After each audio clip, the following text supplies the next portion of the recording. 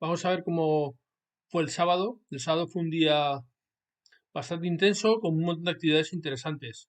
Algunas voy a mostrarlas ahí en la hoja de donde vienen las actividades. Bueno, como veis aquí, pues sábado empezaba con varias charlas, hubo varias charlas muy interesantes. De hecho, una fue, por ejemplo, la de campaña de bombardeo Segunda Guerra Mundial a través de los Wargames, de Fernando Sola, aunque esta yo solo pude pillar el final, pero muy interesante, parecía muy interesante. Pero la que fue fantástica, realmente inesperada, fue esta, los Wargames como obra de arte y forma narrativa, de Eligio Rodríguez. Eligio Rodríguez Montero, que además es una persona también bastante, con un currículum bastante interesante, guionista, escritor, y le salió una charla de lo más, le salió estupenda. Bueno, aparte de esta, luego también yo tenía pues algunas cosas que me interesaban, por ejemplo, aquí sigue Santiago Antoñazas con el análisis de las reglas de la serie GPS, Juan Francisco Luzón, que estuvo muy activo toda la Bellotacón, pues tenía aquí otra charla enseñando el Holland 44 y yo participé en esta de aquí, a ver si soy capaz de enseñarlo bien, esta de aquí, del Cuyus Regio Eius Belli de Francisco Gradelle, un juego que está haciendo, presentaba un prototipo que tiene sobre la guerra de los 30 años y le ayudé a presentarlo.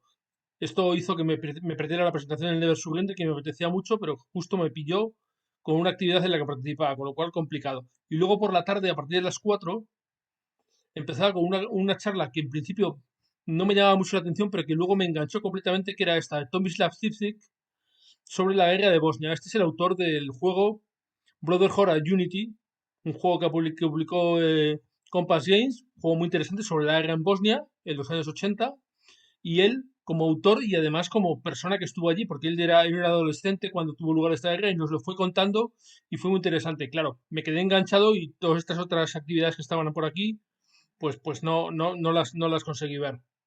Bueno, como veis, un día con un montón de actividades y un montón de cosas. Os lo voy enseñando poco a poco para a ver qué os parece. Así que bueno, sábado ya muy entrada la convención, con muchas cosas. Mucha gente que repitió con charlas, con explicaciones, con cosas, tanto Santiago Antoñazas como Fernando Sola, como Juan Francisco Luzón. Gente, la verdad es que hizo un trabajo excelente ayudando y aportando a todo el mundo en la convención. Bueno, vamos a ir viendo cosas poco a poco. Pues entré por la mañana pronto y fui buceando y de repente me encontré con algo que no esperaba. En una de las salas estaba un finlandés que se llama Hanno Uusitalo presentando un juego que yo no conocía, un juego sobre la intervención alemana en 1918 en la Guerra Civil Finlandesa. Y es este juego que vemos aquí. Y estaba hablando de él, mostrándolo, y me pareció pues una cosa curiosa. El juego se llama Helsinki 1918. Earlier, yeah. But we make all the work in a couple months. Yeah, yeah. So, Yeah. what depends if you get some good idea how we publish this and so it's but not in this year. I think it's early in the next year probably. But that's the thing. I think having hard deadlines is useful when you're designing, because if not, you always find good reason to stale and yeah. And if I just want Estuve nada más un rato, unos minutos para poder mostraroslo y también para intentar enterarme yo lo que era. Y luego pues ya me fui a buscar una de las charlas que he dicho y tal, la que estaba dando Fernando Sola, pero como vais a ver prácticamente le pillé acabándola y bueno, pues simplemente os puedo mostrar una gota del final. Estaban justo empezando la ronda de preguntas. No he entendido la mecánica del juego. No lo he entendido en profundidad, porque a mí me gustan los libros de reglas, me gustan como libros de reglas. Ahí me va llevando a una serie de puntos que sí que me ponen bien en la partida, pero que no me hacen entender lo que quiere decir el juego. Al final es que el juego te intenta decir algo, pero yo no lo entiendo. Ese es el problema que yo tengo con este juego. Vale, gracias. Pero ya te digo que hay mucha gente que lo disfruta, ¿eh? No, yo lo he disfrutado, pero me sigue pasando un poco que he tardado mucho tiempo en aprender cómo, porque al final es un juego en el que, bueno, si lo has jugado sabes cómo es, en el que tú tienes que decidir por qué ángulo entras a la formación de Sí, sí. bombarderos, desde arriba, desde abajo, si quieres perder un turno para posicionarte mejor. Pero claro, ese mejor es un concepto que no está claro. Es decir, ¿qué es mejor? El juego te dice, no, puedes entrar por arriba, por abajo, desde las 9, desde las 6, desde las 3, a 3 arriba, 3 abajo. Sí, pero en ningún momento te dice que es más positivo, ¿no? Bueno, esto era solo para que vieres un ¿Con qué poco base utilizo yo cómo para había para sido la charla o que si hicierais una pequeña idea, pero vamos, seguí avanzando, seguí viendo otras cosas y me tropecé con que había una actividad que era la presentación de un juego que se llama Red Flag Over Paris, que es sobre la Comuna de París y es un juego que está basado en el sistema del Force Hunter de GMT y que va a publicar próximamente GMT Games. I was thinking about doing this in two parts. So first part is just giving you an overview of the rules. And then, because I have Joe with me, the idea would be, if you want, once I've give you a general rules teach of the rule and you ask any question that you want to ask, we could actually set up two separate rooms on Tabletop Simulator that you could join. And then both Joe and I will facilitate the game, if that makes sense.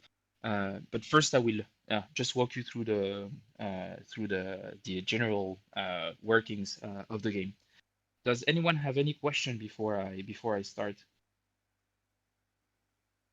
I just have one technical point, Fred. They won't be able to see your cards on my screen in your hand, so you'll have to lay them out. I'll display everything. Fine. Yes.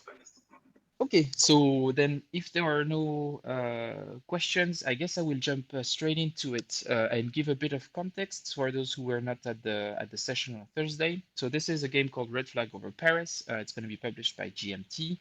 It is currently in final artwork. We're on the layout phase of the rulebook, and the playbook is coming next. So it should be published and have physical copies in the next few months. So it's pretty final, and what you see here is final artwork too. And it's a game about the Paris Commune of 1871, and it's using the system that comes from Fort Sumter, and that was also inspired from 13 Days Before That. So it's a lunchtime CDG. So it's a game that is supposed to be played quite fast in this final crisis series from GMT. And as you will see, I don't know if you guys have played Fort Sumter, but there is quite a few differences from Fort Sumter, but the core engine is more or less the same. Tras esto, en otra sala estaba Juan Francisco Luzón hablando sobre la operación Market Garden, sobre el juego Olan 44, y lo estaba haciendo sobre un tablero, sobre un mapa del Google Maps, que es una cosa pues muy curiosa. Mira, aquí lo tenéis. Después seguir y cruzar por el puente Son, que es este pequeño que hay aquí. Continuar por esta carretera hasta el puente Begel.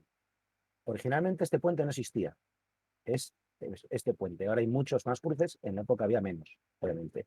Continuar, llegando hasta Nimega. Y cruzar lo que es por el puente Nimega, del Val. Este puente no existía y solo había un puente de ferrocarril, que es este, y el puente de Nimega, que está aquí. Este ya es nuevo. Y continuar por este último trozo hasta llegar a Arge. Y aquí ya esparcirse por la zona del Ruhr y Alemania, porque ya por aquí ya entra lo que es la frontera con Alemania. ¿Qué ocurrió? Que no llegaron y se quedaron aquí. No pudieron cruzar el Rin. Ahora daremos también, os digo, yo recomiendo siempre 2 libros en esta batalla para la gente. Uno, el clásico de todos los clásicos, Un puente lejano, de Cornelius Ryan. Se encuentra muy barato en cualquier sitio, hay ediciones de bolsillo grande, de aquí se hizo la película, que creo que seguramente muchos habemos visto y si no, yo la recomiendo. Para mí ha sobrevivido muy bien el paso de los años, una película bélica bastante bien. Como curiosidad, los paracaidistas que saltan en la película son auténticos paracaidistas de los ejércitos de la OTAN. O sea, lanzaron directamente, pero miles de paracaidistas de los ejércitos. Los cogieron y los lanzaron directamente, hicieron la recreación, lo cual da una calidad bastante buena comparado con muchas de las que nos encontramos hoy día. Y desde el punto de vista alemán, Nunca nieva en septiembre, de Robert Kershaw. Yo también lo tengo. Este a mí también me encantó. Da una versión totalmente distinta desde el lado alemán. El de Cornelius Ryan es de los dos bandos, pero tira más hacia los ingleses. Entonces, bueno, viendo estas dos recomendaciones, si alguien quiere saber más luego de ellos. Tras la exposición de Francisco Luzón, yo me dirigí a ayudar a presentar a Paco Gradeille su juego de la guerra de los 30 años, y esta fue una charla en la que yo participé, digamos una presentación, la tengo grabada entera. Lo que pasa que no sé si la pondré aquí en el canal o no, porque tengo que hablarlo con Paco a ver qué es lo que se quiere hacer con ello, o a lo mejor lo pondrá Sergio en su canal, no lo sé, ya os iréis enterando. Bueno, os voy a poner aquí una pequeña muestra para que veáis un poco cómo fue, porque yo creo que es un juego muy interesante y que en el futuro pues va a dar que hablar. Y el juego del cual vamos a hablar es Cuius Regio Eius Bellum, que trata sobre la guerra de los 30 años a nivel operacional, con un puntito estratégico que ya os explicaré más adelante cuando hable del propio juego. Pues le cedo la palabra a Juan Luis y adelante. Bueno, pues a ver, voy a intentar hacer una pequeña introducción de qué es la guerra de los 30 años. Y para esto, pues bueno, lo primero que voy a hacer es hablar de cuál es la causa, o cuál se supone que es la causa principal de la guerra de los 30 años. Partamos que la guerra de los 30 años se puede considerar de alguna manera como una especie de primera guerra mundial o primera guerra europea, porque al final acaban involucrados gran parte de los países o de los que luego van a ser países de Europa. Van entrando uno tras otro, prácticamente todos, y se va liando cada vez más gorda. O por partes. Bueno, es una cosa curiosa. Bueno, el caso es que esto, normalmente la guerra de los 30 años se divide como en 5 fases, ¿no? Pero bueno, vamos a hablar primero de lo que sería la primera fase y lo que sería el principio. Vale. Hay un principio, no un comienzo, será el comienzo de la guerra, pero hay un principio que es el que además Paco ha puesto en el nombre del juego, que el principio se llama Cuius Regio Eius Religio, que viene a ser que la religión del príncipe, de quien manda en la región, debe ser la religión de sus vasallos. Y este principio, o la rotura de este principio, es el que desencadena el comienzo de la guerra de los 30 años, que es la revuelta de Bohemia, en 1617. En 1617 lo que pasa es que, bueno, no os voy a poner ahí todo el rollo que fui contando, pero bueno, hice una introducción a lo que era la guerra y luego ya Paco comenzó a explicar un poco lo que era el juego, que es lo que voy a poner a continuación, mostrando el juego y cómo hacía relación a ese hecho histórico que yo estaba tratando ahí de hacer la introducción. Esto hace que la decisión de cuándo acabar el turno pase a ser una decisión estratégica o más bien táctica muy, muy importante. Porque tú puedes dejar al contrario solo con pocas activaciones y por tanto que no pueda pasar bien el invierno, o te equivocas, pasas demasiado pronto y el contrario te hace un desastre y tú no puedes reaccionar. Entonces es esto, un juego alterno en el que los jugadores se van pasando las activaciones hasta que uno pasa y a partir de ahí sufren unas activaciones extras. ¿Qué se puede hacer en una activación? Bueno, voy a mover ahora a Mansfeld, que alguien me diga si se ha visto que se mueve el ejército de Mansfeld. Se mueve. Sí, Se está moviendo, sí. Vale, pues tiro para atrás. ¿Qué hacemos? Seleccionamos el ejército de Mansfeld. Aquí lo que vamos a ver es las tropas de Mansfeld. Él es un líder de nivel 2. Los líderes solo tienen un factor. Esto define cómo se mueven y su capacidad de influencia sobre las tropas y al mismo tiempo de conseguir recursos. Está muy abstraído a una sola variable. Tenemos también artillerías, tenemos caballerías y tenemos infanterías. Las infanterías y las caballerías son los puntos de fuerza, la base del juego. Las artillerías van a ser un modificador a los dados a la hora de hacer un combate y los líderes van a modificar el combate y al mismo tiempo van a modificar el movimiento. Como Mansfeld es un líder de nivel 2, podría llevar 20 puntos de fuerza de tropas aportando todo su modificador de movimiento, que serían 2 dados. Tiraríamos 2 dados. 3 más 4, 7, más 6 que tiene todo ejército de forma, pase lo que pase, de movimiento, con lo cual tendríamos... Como os digo, esta presentación duró pues también prácticamente 2 horas, no quiero alargarlo, y después ya me fui a buscar otras cosas y encontré una cosa muy curiosa, que es esto que os voy a poner aquí, que es Iñaki Martínez haciendo una charla sobre cómo hacerte los juegos print and play, que es algo que además a mí me gusta también, o que yo he hecho bastantes juegos print and play, así que fue una charla también pues didáctica. De densidad y sobre un cartón. El cartón que uso después de volverme loco y buscar por todos lados, resulta que lo tenía en casa y es el mejor del mundo, que es la tapa de un cuaderno. Las tapas de los cuadernos viejos, tienes un lado que es ya sabéis, un lado gris como más rugoso y un lado más satinado. Si vas a hacer piedras de una sola cara, genial. El lado gris adhiere muy bien, el lado satinado te queda el culo de ficha de cojones. Y si es como estas que tienen dos lados, pues tampoco hay ningún problema. Lo pegas también y se acabó. Y os recomiendo porque las fichas cogen un grosor lo bastante bueno como para que parezca el tipo de ficha de juego comprado y te soporta incluso un clipeado. Vamos a ver. Bueno, ya sabéis lo que son las clipeadoras, ¿no? Los que le cortan el bordecito, que se pasa uno un rato. Hay gente, las chicas se pueden pintar las uñas y nosotros nos dedicamos a clipear. Entonces, este tipo de cartón te permite hacerle un clipeado sin ningún problema porque te lo soporta perfectamente. Es más, he notado que la ficha queda mejor adherida porque el borde, al hacer la presión, ¿veis cómo queda? O sea, aguanta perfectamente el clipeado, va todo en un mismo conjunto y te soporta perfectamente pues todas las perrerías que le hagas a la ficha. Como siempre, entre una cosa y otra, pues se me había pasado las 11, que era la hora en que empezaba la charla de Eligio. Y cuando fui allí, pues bueno, ya la pillé empezada, me quedé un rato, no me acordé de grabar, pero al final conseguí ponerme a grabar un poco y esto es lo que os voy a mostrar. Y yo creo que esta pequeña muestra os va a servir para ver lo muy interesante que fue esta charla.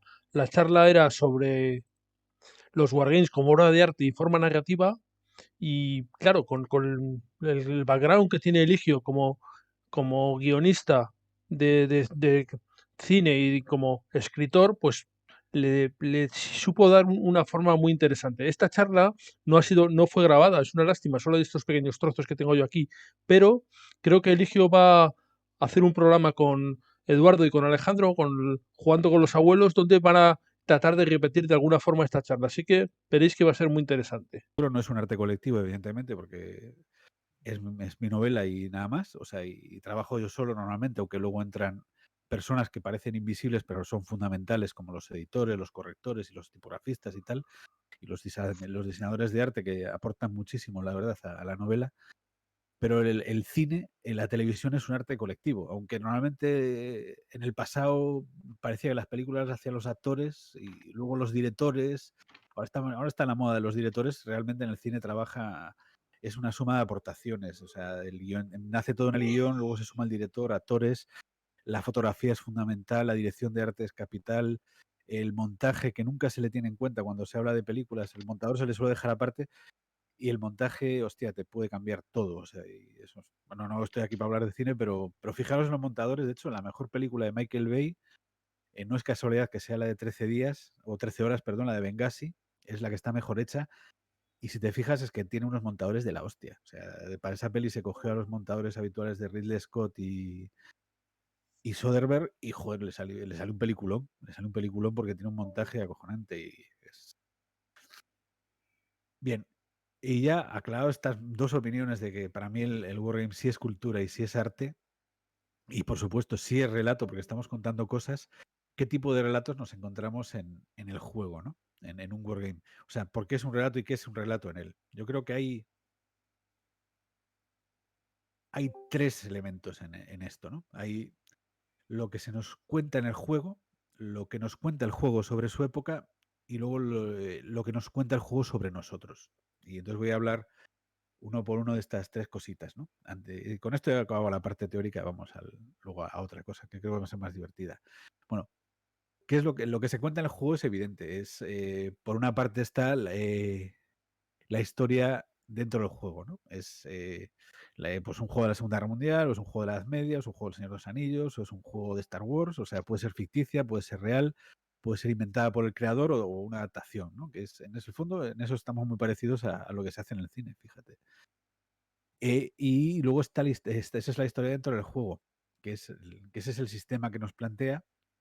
Y luego está la historia que ponen los jugadores, ¿no? Ellos van a seguir unas acciones marcadas por el juego, esas instrucciones, que es lo que le plantea el creador, pero ellos también van a poner mucho de sí mismos, ¿no? Por eso cada partida es diferente. O sea, yo juego con una persona y lo he probado, el juego que probablemente juego con más personas diferentes, porque yo juego mucho en solitario, es el Twilight Struggle, que sí juego con personas diferentes, Y realmente cada partida es diferente, no solo por las cartas que te salen, sino por la persona con la que juegas. Es al final lo que más está marcando la diferencia de una partida a otra.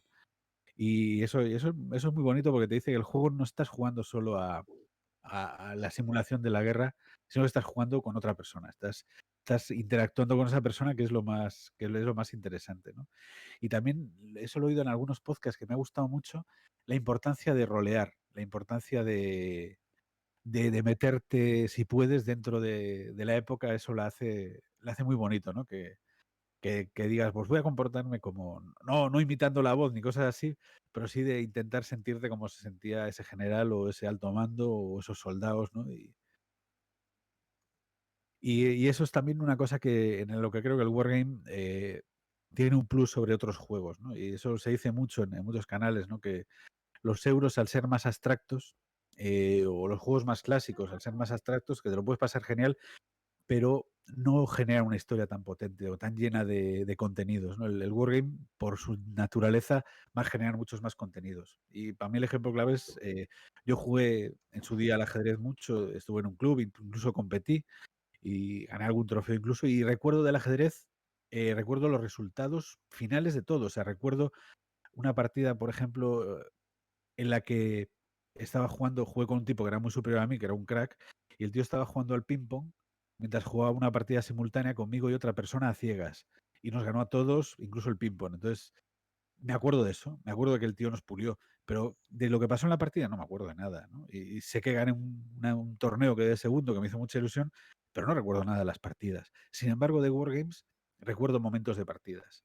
Y de juegos de rol ya, pues ya ni os digo, ¿no? Pero recuerdo momentos de partidas de hace 30 años. Recuerdo incluso con un amigo y yo que en su azotea quemamos unos dados porque habían salido unos resultados tan terribles que habían llevado a una sangría total en el juego de Federico el Grande, de Avalon Hill, y llegamos, nos metimos tanto que llegamos al punto de crear los dados como si quemáramos a unas brujas en la hoguera. Fue terrible aquello, pero fue muy divertido también.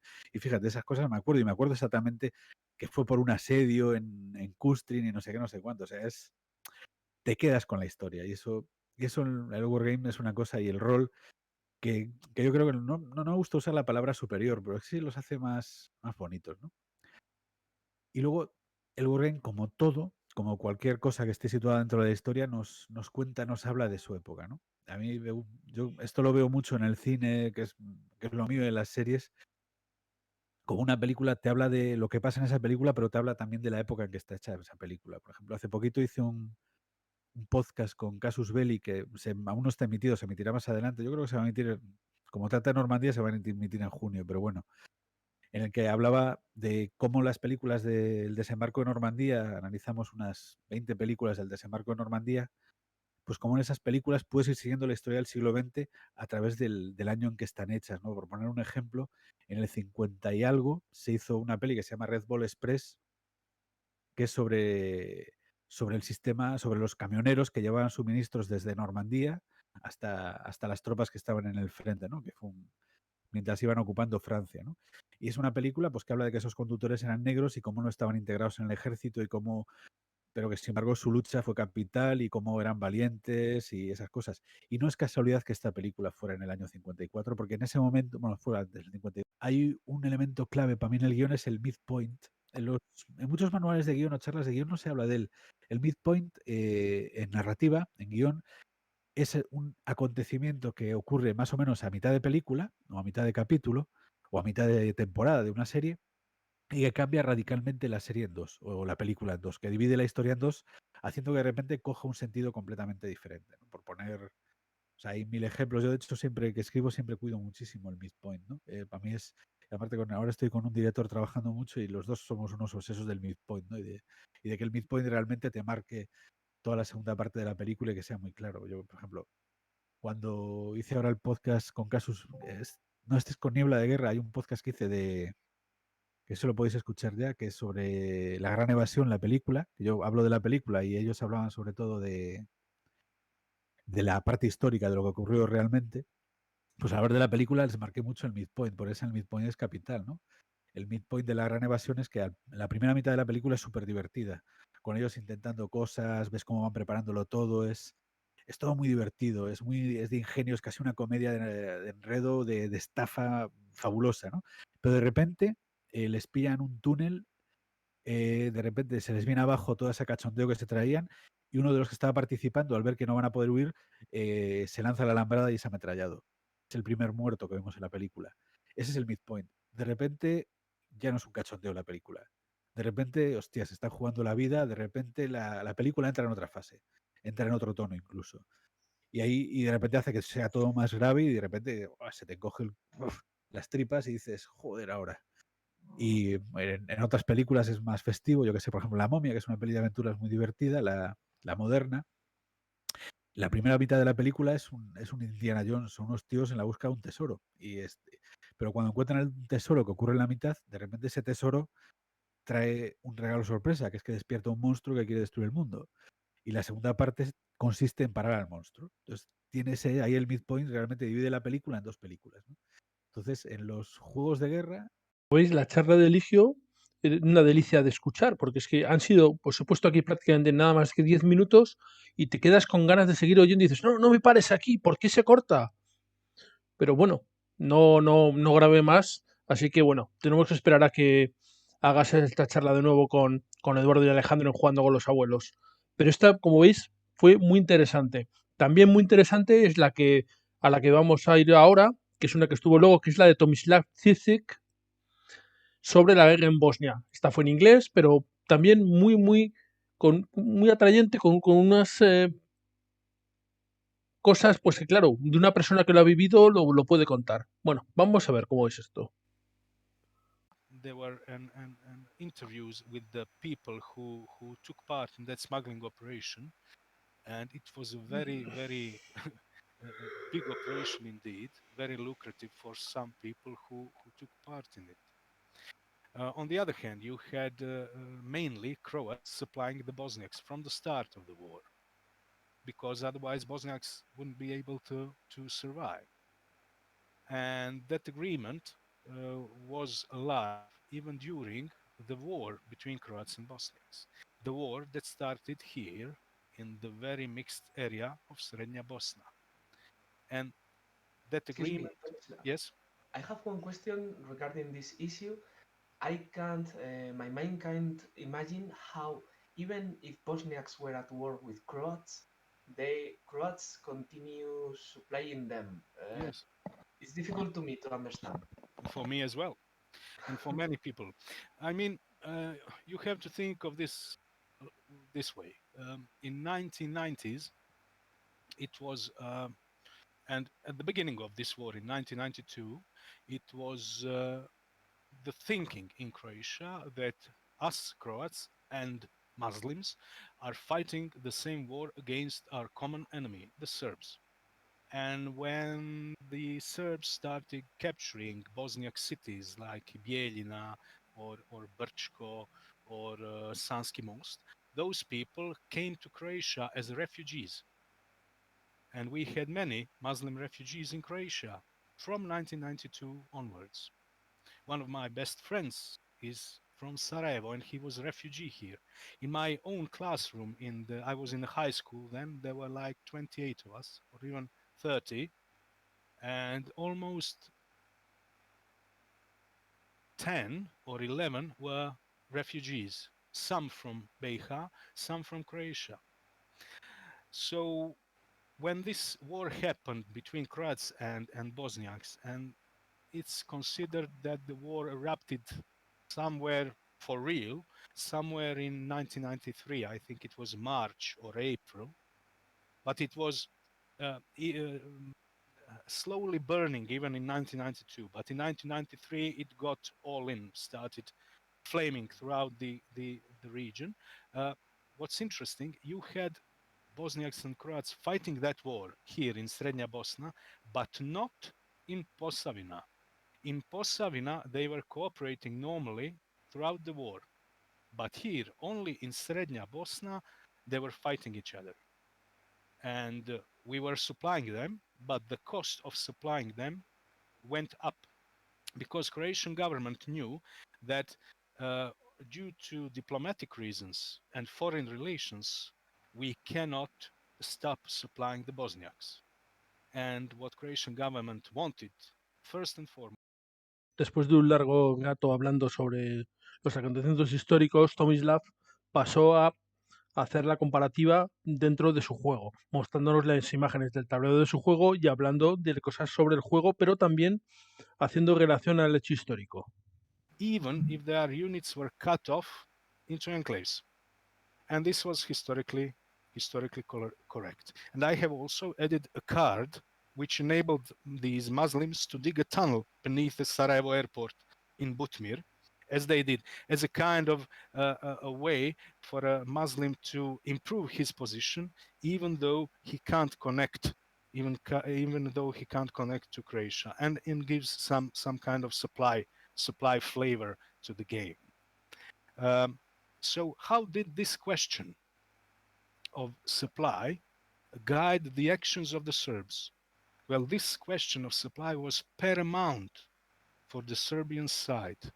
And if you look at the war, you will better understand it when you think of it through the supply layer. Without Brčko corridor, they wouldn't be able to maintain their position. Serbian territory is so vast, front line is so long, and they are only connected to their bases in Yugoslavia. Después de estas dos charlas tan interesantes, tocaba un poco de descanso y vamos a tener después la copita de vino español, que le vamos a hacer de forma virtual, que es una cosa que se hace todos los años en las Bellotacón, y este año pues no iba a ser menos. Así que nos dispusimos a tomarnos todos juntos, brindar unos por otros y tomarnos un vino o lo que cada uno tuviera en su casa. Hecho posible pues que tengamos más de 100 actividades, charlas, demostraciones programadas, actividades. Sergio Lama, como alma mater y como cabeza de la organización, tomó la palabra y hizo una muestra, digamos, nos explicó a todos cómo estaban yendo las cosas y cómo había sido todo. La verdad es que fue muy interesante. Todo lo que en esta convención ha salido bien, lo que ha salido mal también, pero ha salido prácticamente todo bien, corresponde el mérito a Sergio y a su equipo. Y esto es lo que me gustaría resaltar aquí con este vídeo también y que todo el mundo tenga en cuenta y que lo tenga claro. Como editoriales que han colaborado de una u otra forma y que han confiado en esta convención, también quiero agradecerles. Y especialmente, porque sin eso no hubiera sido posible, le quiero agradecer a la organización, ¿vale? Cuando digo la organización, quiero que quede bien claro que esa reinvención de esta convención no me incluye ni es un premio que me tenga que colgar yo solamente, ¿vale? He ido en este sentido a hombros de gigante. Cada uno hemos hecho lo que hemos podido, hemos puesto nuestro grano de arena para sacar esto adelante. Le quiero agradecer a Asier Rojo el trabajazo que ha hecho organizando todas las actividades que habéis visto.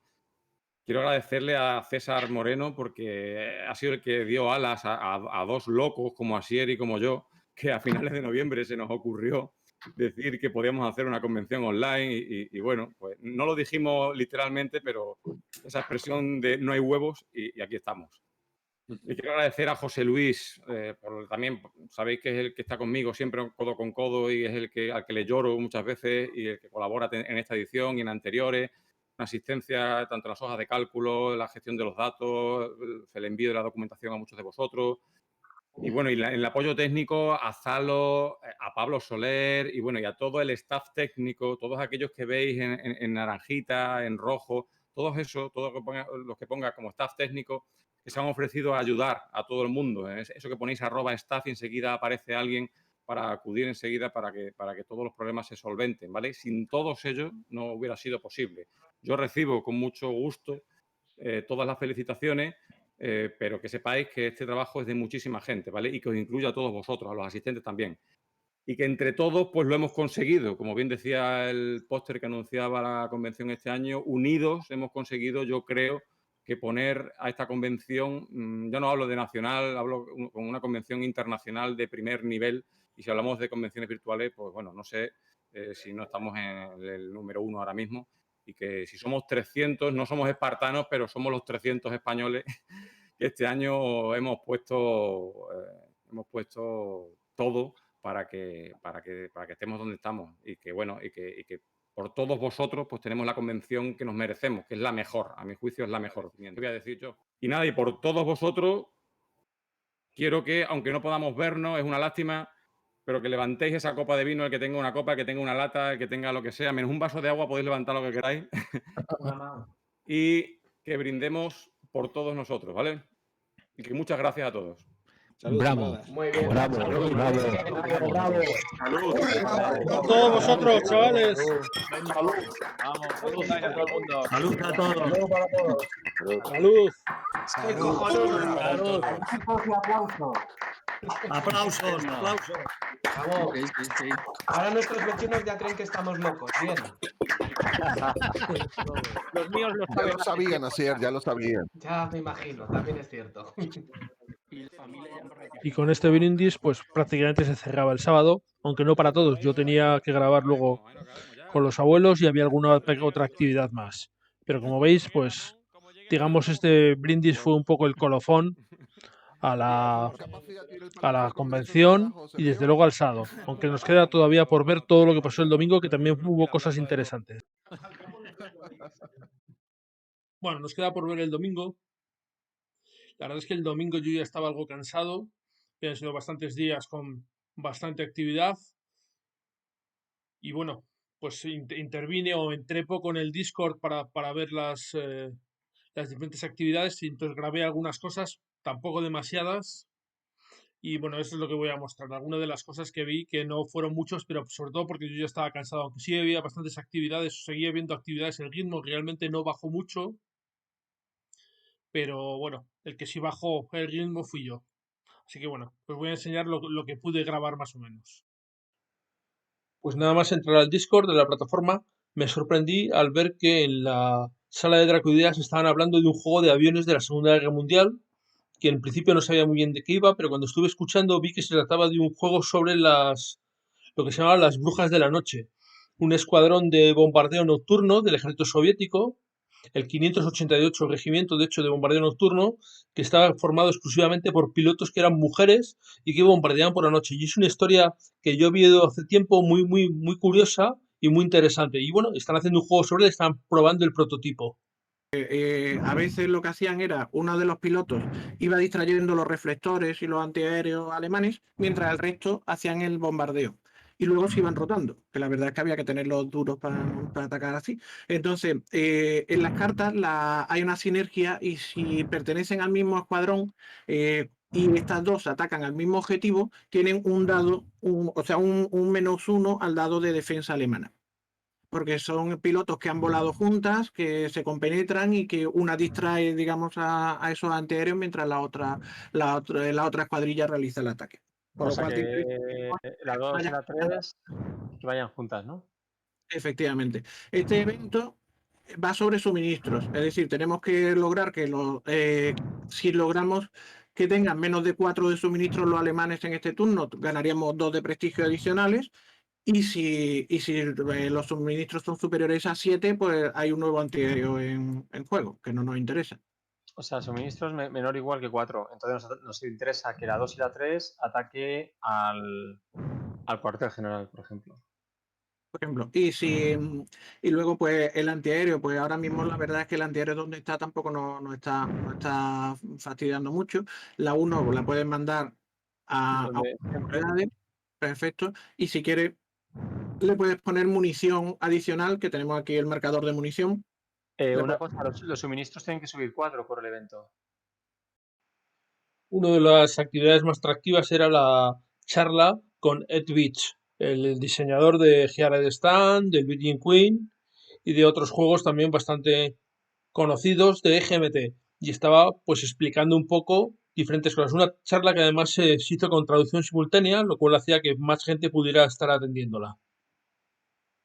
Community, which is really fragmented. If you go into the urban areas, what you have is a few relatively large clubs, but out of the major cities, the situation is completely different, with a small group of aficionados basically gathering around some local hobby shops. It is true that over the last years, we have had a number of very successful War Games conventions, like BellotaCon here, for example, which has provided new life and new blood and visibility to the Spanish War Game activity. And lately, Internet and Basel and some of the similar platforms have reinforced the trend, and especially this has become extremely popular in 2020, as you can imagine, with the COVID-19 pandemics. What are the trends in the state? Have you seen a similar trend? Sí.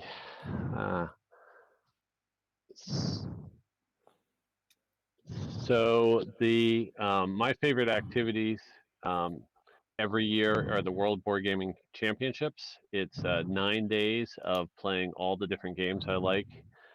Here are some players playing Here I Stand.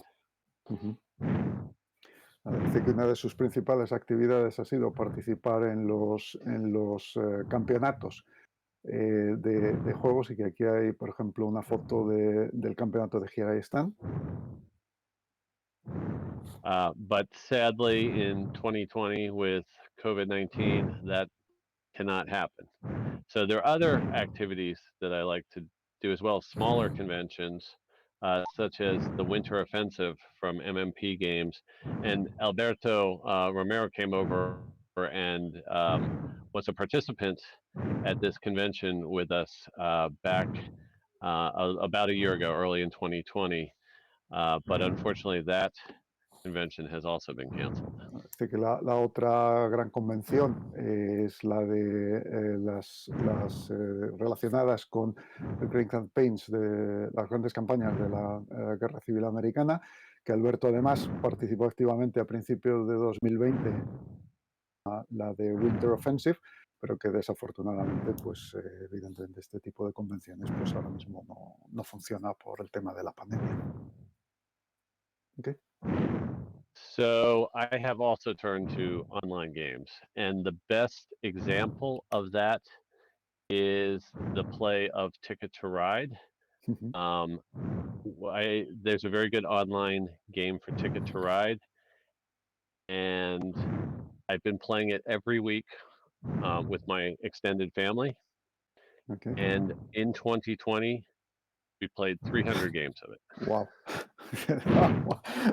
Okay. Dice que sí, que él se ha movido también al mundo online, como nos ha pasado yo creo que a la mayoría de nosotros aquí, y que uno de sus juegos favoritos pues ha sido Ticket to Ride, Aventuras en el Tren, que juega con su familia y que ha llegado a jugar hasta 300 juegos, me parece una barbaridad, con este juego. Thanks. But I'm very much hopeful that at some point in time we'll get back to conventions and get back to travel.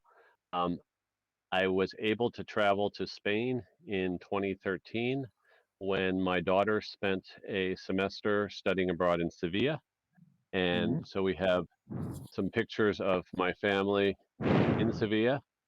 And I have some pictures from other places on the trip that were appropriate on other parts of the presentation. So you might see some of those later.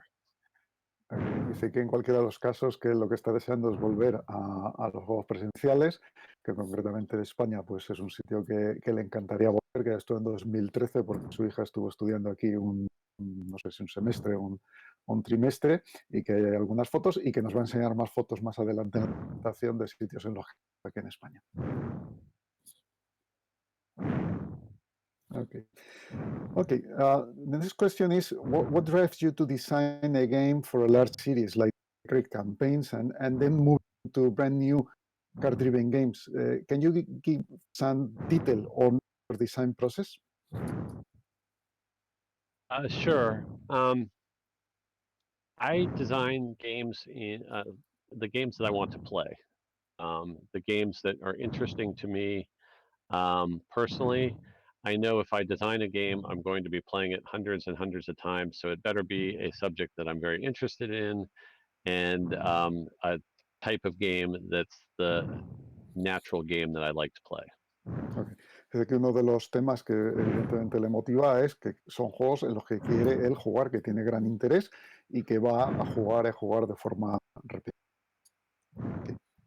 And I think the other thing you can say is I love maps and cartography.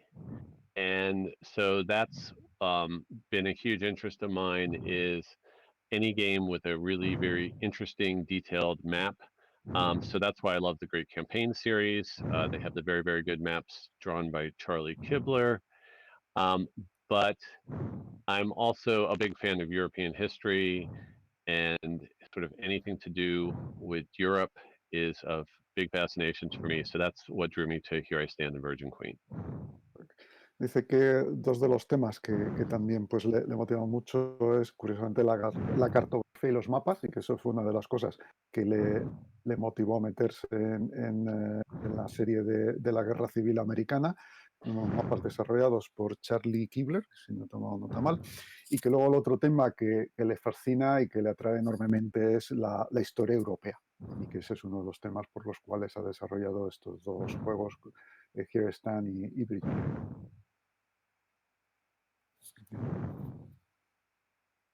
Anything else? Yeah, let's go on. Okay, so let's move now into some of your games, and let's start with the blockbusters. Here I Stand and Virgin Queen. We can also speak a little bit later about Tanto Monta.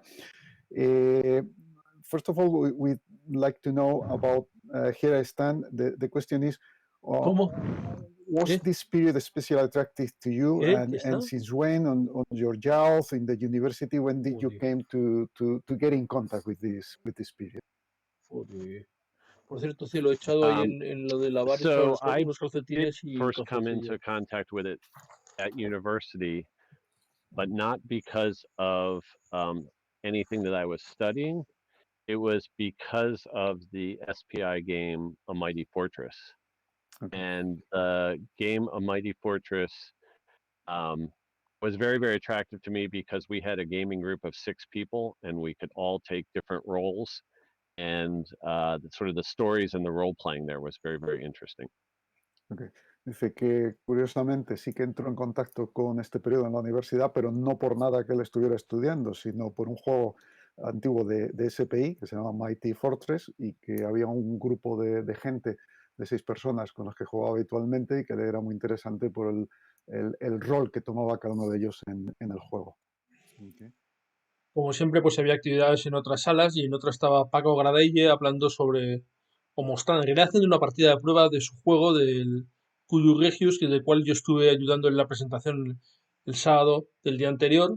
Y bueno, ahora estaba haciendo pues una partida con gente para ver qué les parecía el juego, haciendo unas pruebas. Primero que vas a tener que hacer, es tirar una tirada de liderazgo para ver si pierdes la artillería. Hoy va, es verdad. Carlos, dale. ¿Le doy yo? Sí. Es que ahora me van a salir. Bueno, venga, ahí va. Es que así te culpo luego a ti. Sí. No la pierdes, ¿vale? Os explico cómo. Tienes un +2 por Mansfeld, un +1 por Hohenlohe, porque es un líder extra, un líder adyacente. Aunque tuviera nivel 5, da igual, da 1, ¿vale? 2 y 1 son 3. -2 de la fatiga, +1. 4 + 1, 5. Has tenido éxito, no pierdes las artillerías, lo cual sería horroroso. Sí. Y entonces ahora os retiráis hasta salir de la ZOC de Viena, que esta vez Viena no os ejerce ZOC secundaria, porque ha perdido ya tantas caballerías que no puede ejerceros ZOC secundaria. O sea, os tenéis que retirar un solo hexágono. Un hexagonito. Desde donde estáis ahora, un hexágono. Hacia atrás. ¿Estás retirando? No, la retiro, venga, ya está. Ahí, ya. Vale. Aquí, ya está, vale. Claro, ahora os queda un punto de movimiento, me parece, ¿verdad? ¿Era solo? Si habíais hecho, teníais 11 y habíais hecho 3, 4, 5, 6, 7, 8, 9, 10 atacando, o sea, 9 y medio atacando, os quedaría un punto y medio. O sea, os podéis acercar y tal, pero aquí, por ejemplo, digo un ejemplo, si tuvierais, yo qué sé, 6 puntos de movimiento más, podríais volver a atacar a Viena, cogiendo una fatiga más, etcétera. A veces el ataque consecutivo contra un sitio lo que hace es le debilita a las tropas y consigue que tú tengas ratios mejores, el ir atacándole consecutivamente a una costa de las fatigas. Pero claro, si le vas a perder 6, 7 tropas, claro, le puedes bajar muchísimo y que ahora tengas un ratio de 3 a 1 o de lo que sea. Incluso tú perdiendo iguales, pero es por el tema. Vosotros ahora tenéis 17 y ellos tienen 8 solo. O sea, ahora tendríais ya un 2 a 1, por ejemplo, y pudierais llegar. ¿Vale? O sea, los ratios son relevantes. Las fatigas consecutivas te aportan algo, no son absurdas. Entonces os queda un punto y medio de movimiento. Sí, podemos mover solamente parte del apilamiento, ¿verdad?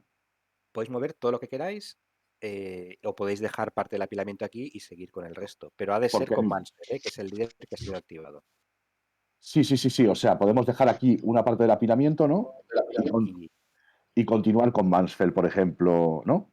Sí, y tenéis un punto y medio de movimiento. Bueno, ¿eh? pero Claro, mira. ¿por qué vamos a dejar parte del apilamiento? Sí, escucha, mira. Nos movemos aquí con Mansfeld, ¿vale? Y luego,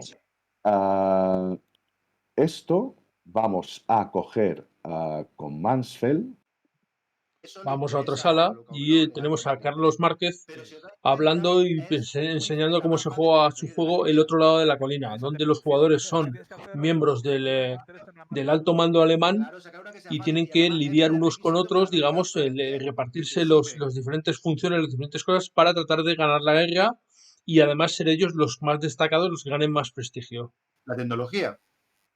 Sí, y la de New Units también está guapa, ¿eh? Que sacas más gente, ¿eh? A veces hay que jugarla. Y luego, también, si os dais cuenta, en el año 44, en el año 43 creo que es, está también el muro del Atlántico, que mete un ejército reducido en cada área del frente occidental. Sí. Está bien, metes peña de golpe ahí. Sí, luego hay cosas como los Volsturm, que te meten, suben el fanatismo y te dan refuerzos, las fábricas subterráneas, que suben los recursos, los antiaéreos, los misiles antiaéreos, que era el proyecto Wasserfall, que también te sube otro, la tecnología a la derecha. O sea, hay opciones de tecnología las que más te interesen para coger. ¿Qué pasa? Que lo que está hecho es para que lo histórico sea, digamos, lo que en principio trae más cuenta. Pero no está obligado a hacerlo. O sea, también depende un poco cómo vayan las cosas. Si tú ves que... Después de la conferencia de Eligio del sábado, en la que hablaba sobre la narratividad en los Wargames, la gente se quedó hablando, estuvo un rato hablando y terminaron hablando sobre cómo se podía utilizar los juegos de mesa, en este caso los Wargames, en la educación. Y fue tan interesante la charla que se montó una conferencia, que es esta que vamos a ver aquí, o una charla conjunta para el día siguiente, el domingo por la mañana. Y esta es la que vamos a tener aquí. Una charla sobre educación o cómo podemos utilizar los Wargames o los juegos de mesa en la educación. Una forma de trabajarlo. Es más sencillo plantearlo que luego realizarlo. ¿Vale? Porque todo lo que sea trabajar con proyectos, Asier hablaba del proyecto que desarrollaron para las fiestas, pero la idea de Asier encaja muy bien, pero en un entorno determinado, en un contexto muy determinado. Era un proyecto... la fiesta del COE, la fiesta de Navidad... Entonces era muy fácil sacar ahí la excusa para trabajar algo, digamos, alternativo. Los chavales tenían el mindset de que, bueno, vamos a pasarlo bien y a lo mejor aprendemos, etc. Pero y en el día a día, yo puedo coger el Toilet Struggle y utilizando para dar la guerra, sabiendo que van a aprender muchísimo más con mis 10, 12 páginas de apuntes. Pues ahí es donde viene la dificultad. Viene la dificultad. ¿Y de dónde viene? ¿Dónde la identificas? Compañeros, padres...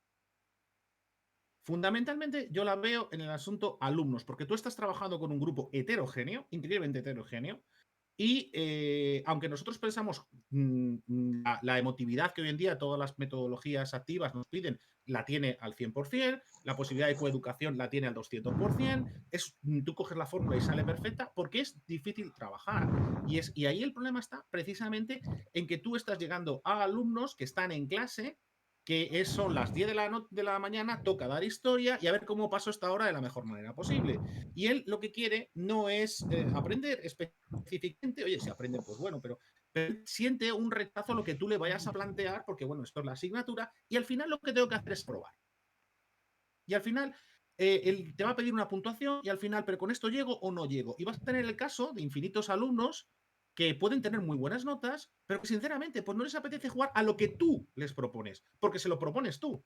Porque mañana hacen una Among Us en plan Secret Hitler y adiós. Y todo el mundo tenemos aprendiendo de entreguerras porque ha salido. Pero es que hay un rechazo esencial a lo que nosotros como educadores proponemos. Entonces, por supuesto, tendremos más o menos suerte. Cuidado que voy a cortar ya para no enrollarme demasiado, pero cuidado que no estoy poniendo dificultades extra, ni soy un profesor old school en absoluto. Soy un profesor que está acreditado como profesor innovador, soy Apple Distinguished Educator, soy profesor de máster en la universidad sobre gamificación. Simplemente lo que quería es dejar claro que cuidado, que aunque la fórmula parece perfecta, es muy complicado luego conseguir en los matraces, ¿no? Que te quede el equilibrio de la fórmula. Luego cuesta muchísimo porque hay factores externos que te la dificultan. Podemos hablar de esos factores y ya para terminar, deciros que en cualquier caso, por supuesto que merece la pena y que tenemos que seguir intentándolo. Y una cosa que ha dicho Asier, las metodologías mágicas no existen. Y aquí chocamos mucho cuando nos formamos, etcétera, y vemos pedagogos y vemos las publicaciones, etcétera. Vemos mucho Dios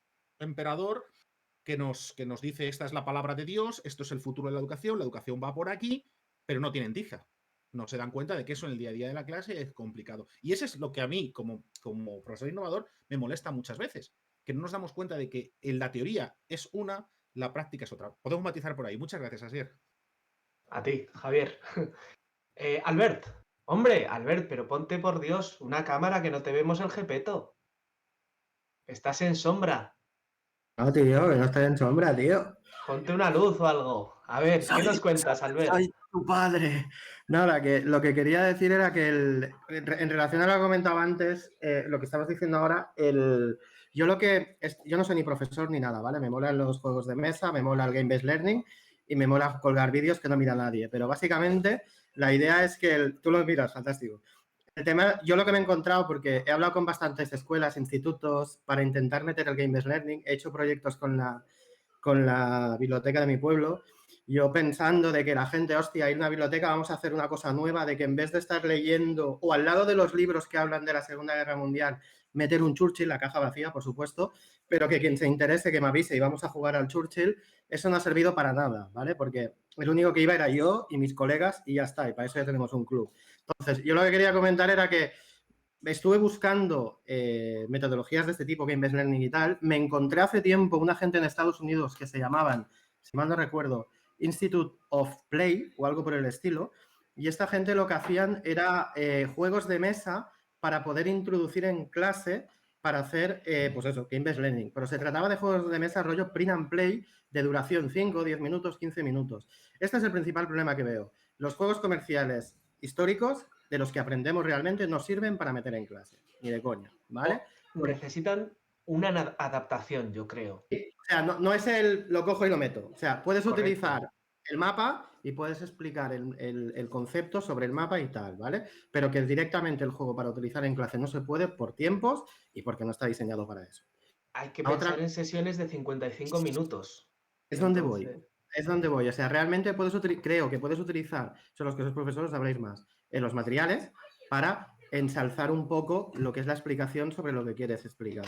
Esta gente lo que hacía básicamente era eso, pequeños juegos, ¿vale? Para pues, ayudar, sobre todo juegos basados en matemática, que es lo más fácil, ¿vale? Para que ellos jugando aprendieran a multiplicar, dividir y este tipo de historias. Había otra gente, no me acuerdo cómo se llaman, estaban relacionados de ellos y utilizaban un método, algo del Learning by Quest o algo así. El rollo era que ellos les daban... No, es que no me acuerdo, lo he estado buscando y no lo he encontrado, pero básicamente era que al principio del trimestre les daban a los chavales un problema a resolver que no podían, o sea, era imposible. O sea, con los conocimientos que tenían, ni de coña.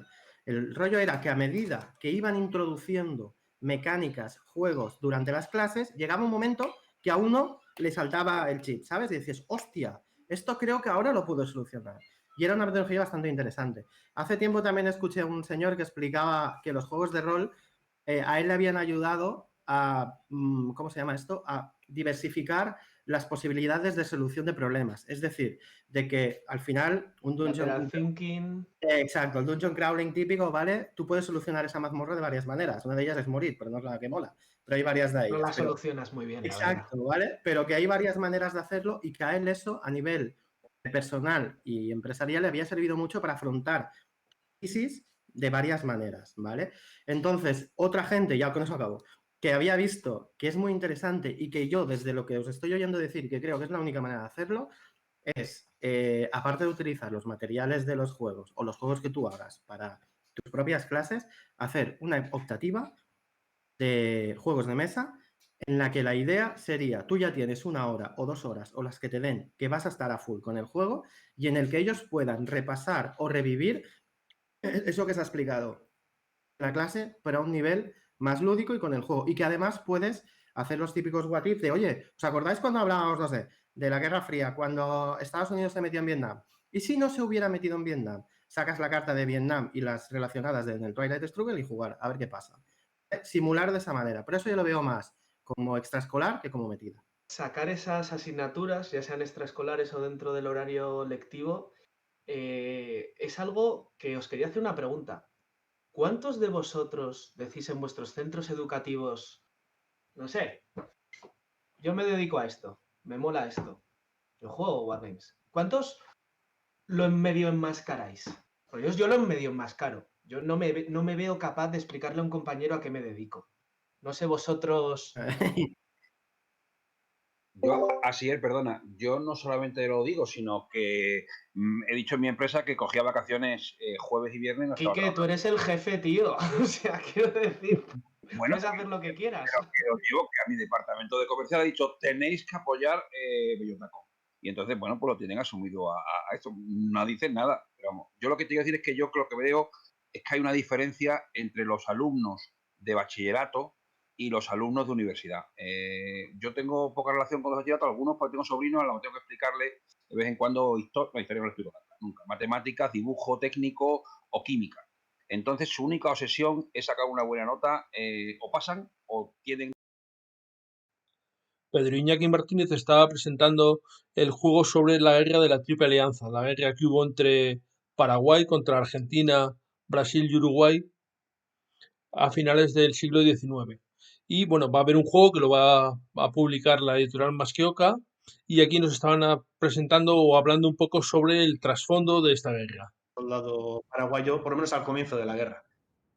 Como los veis, hay varias cosas que llaman la atención. La primera, ese sombrero alto que llevan, se llamaba chiripa, o chiripá también.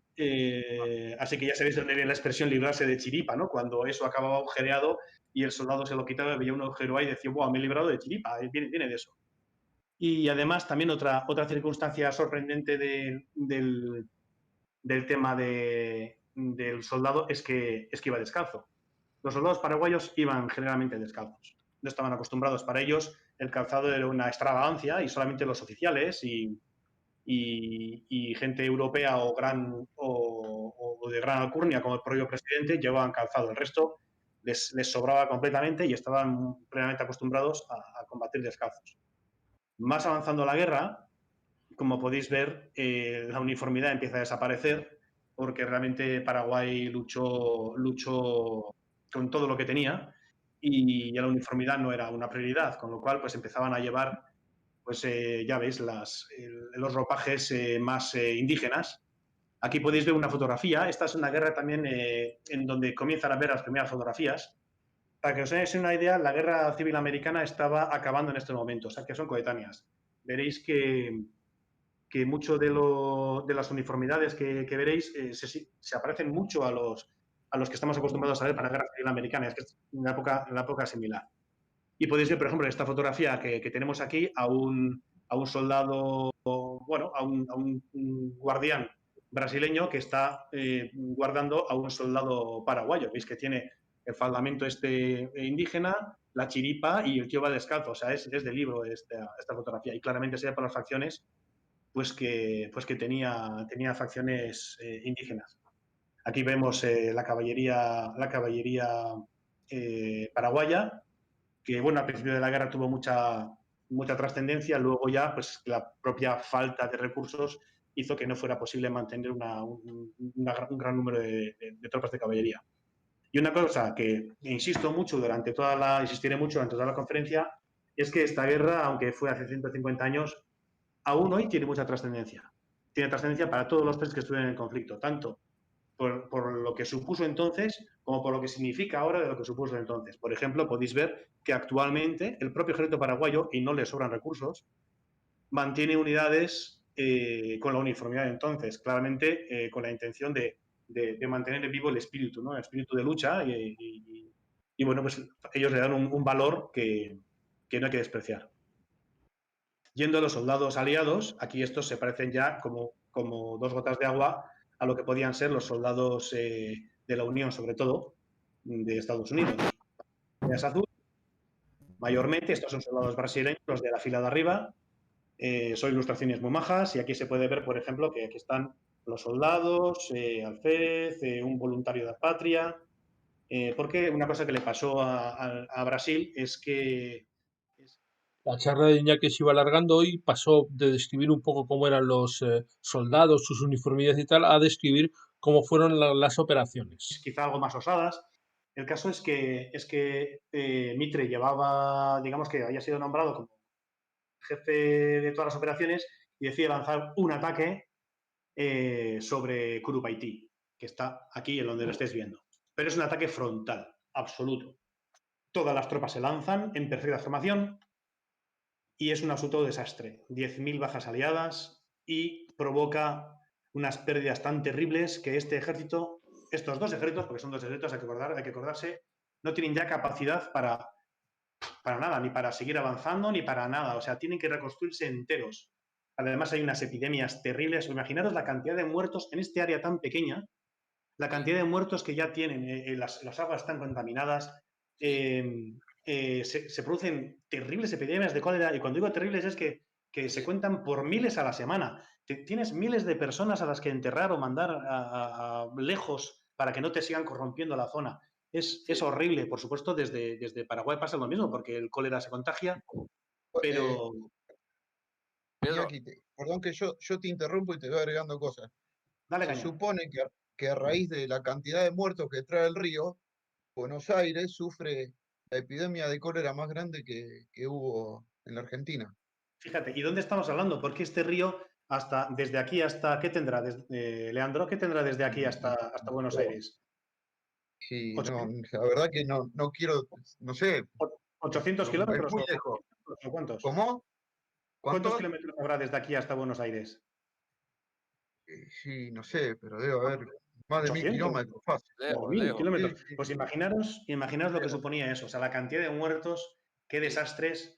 Total, que esto es un desastre absoluto. Los aliados pierden aquí toda la iniciativa y están durante 8 meses parados, teniendo que recomponer tropas, pero ellos tienen esa posibilidad. Claro, también es cierto que en Argentina no es nada popular esta guerra. Se provocan grandes deserciones hasta el punto de que en los campos de entrenamiento, por ejemplo en Basualdo hay campos de entrenamiento a donde luego van mandando los batallones hacia el frente, desertan batallones enteros. De hecho, Argentina no tiene capacidad para ir a las casas de la gente que ha desertado y volverlas a reclutar, porque es que se han ido todos. Entonces, ¿cómo van a ir? ¿Con quién van a ir a sacarlos de sus casas?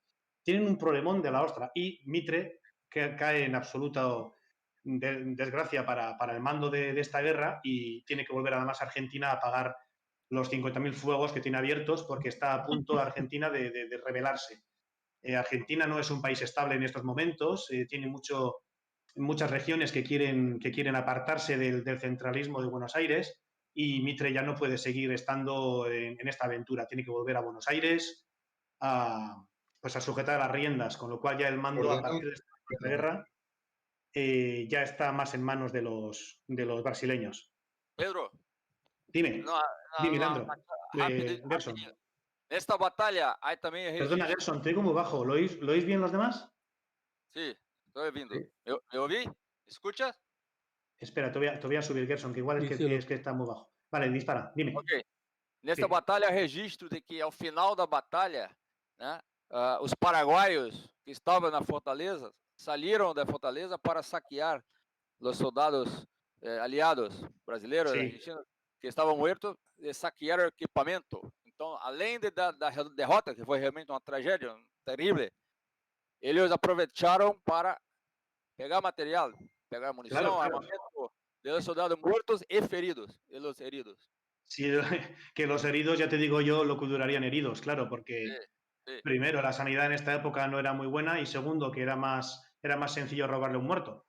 Entonces, pero claro, es que daros cuenta de la situación que tiene Paraguay. Paraguay, ahora mismo, el único acceso que hay hasta aquí, como hemos dicho, que no hay precisamente autopistas ni aeropuertos, el único acceso es a través de este río, que lógicamente no es un acceso ya para él.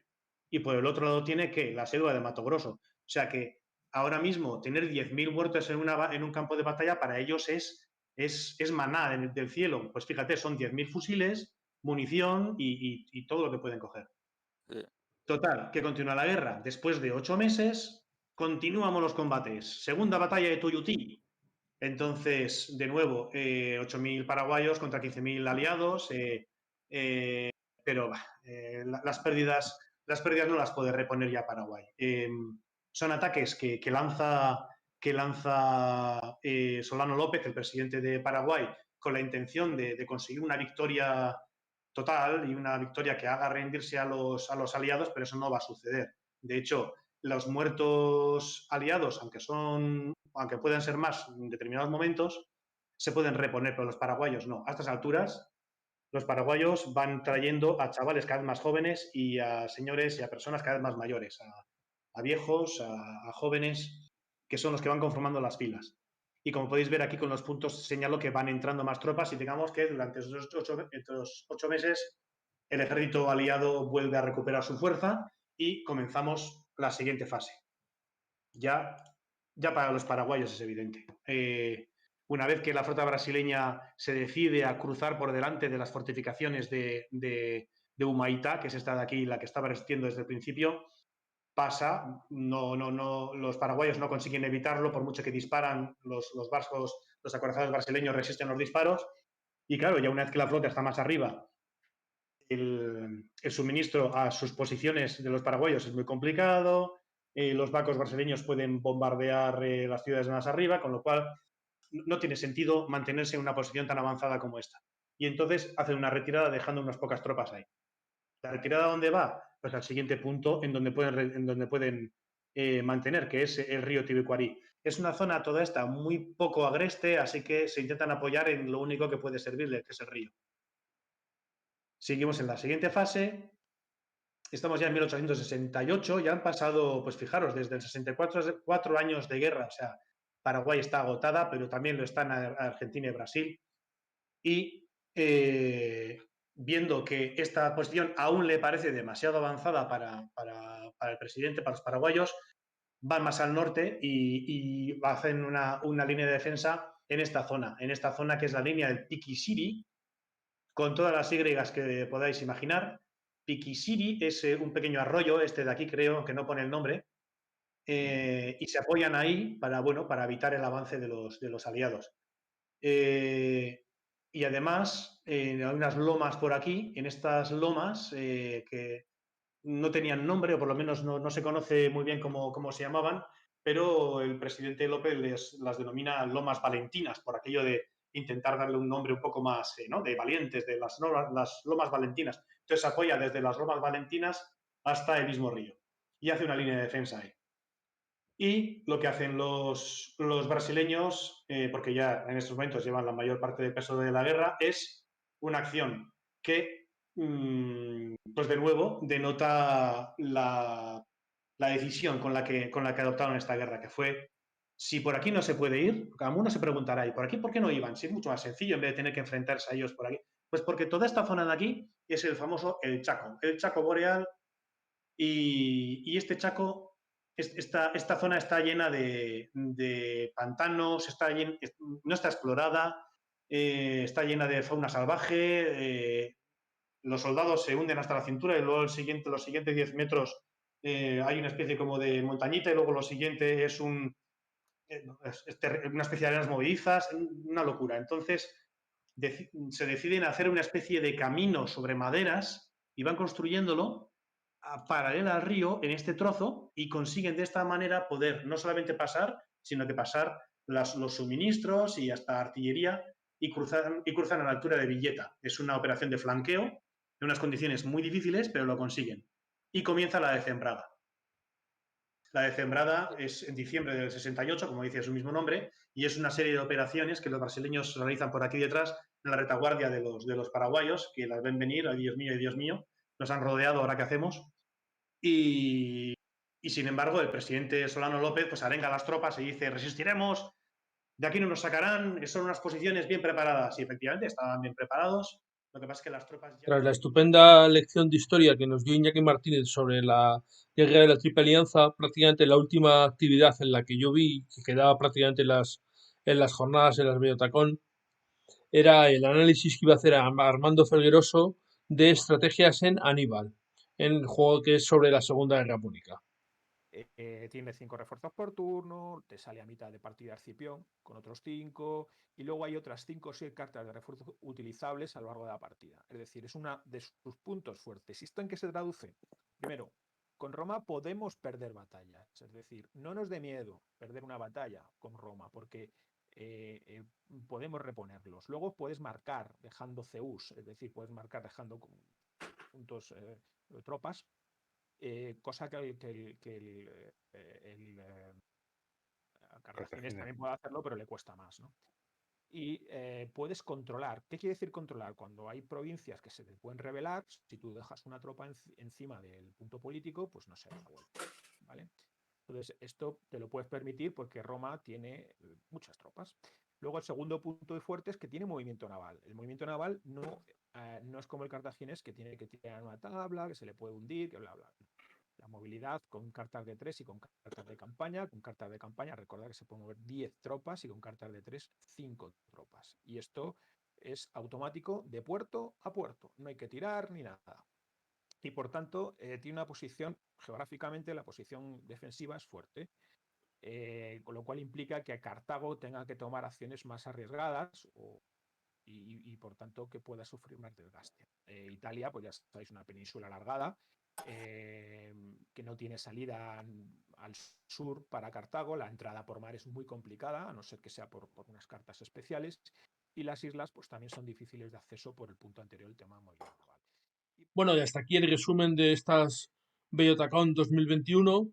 Como habéis visto, pues sobre todo lo que más me ha llamado la atención, lo que más me ha gustado ha sido el tema de las diferentes conferencias, las diferentes charlas que ha habido, sobre todo porque yo creo que este formato digital se adapta muy bien a ello. Es decir, normalmente cuando tú estás en un formato físico, es decir, cuando vas a unas jornadas estás más pendiente de partidas, de ver qué están jugando los demás, te acercas a un sitio o al otro, pero el tema de meterte en una conferencia o en una charla y estar escuchando lo que te cuenten y tal es más complicado. Y aquí justo en este formato ocurre lo contrario. Cuando entras en una sala y hay una conferencia que está hablando de algo interesante o una charla con diferentes puntos de vista de gente que además tiene conocimiento de lo que está hablando, pues te quedas enganchado. Y esto yo creo que ha sido uno de los grandes aciertos que han tenido estas BioTacon.